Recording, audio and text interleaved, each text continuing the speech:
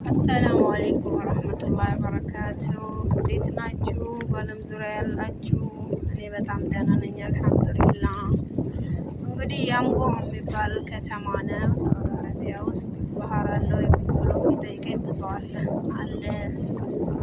ይህንኛው እንዳውም ሁለተኛው ነው። አንደኛው ሀዲቀተ ሱበህ የሚባል አለ፣ ትልቅ አለ። ይህንኛው ደግሞ አሁን ማህረጃን አላቸው። በዛ በቀን መጣን እላችኋለሁ። እና እኔም በዚህ አጋጣሚ ለምን አላሳያችሁም ብዬ በጣም ነው የሚያምረው። እና ያው የአረብ ሀገር ችግራችን ምንድን ነው? የቪታሚን ዲ እጥረት እንዳይኖርብን ፀሐያንም እንዲህ ሲወጡ ሞቅ ሞቅ ዘርባችሁን ዞር እያላችሁ ሞቁ።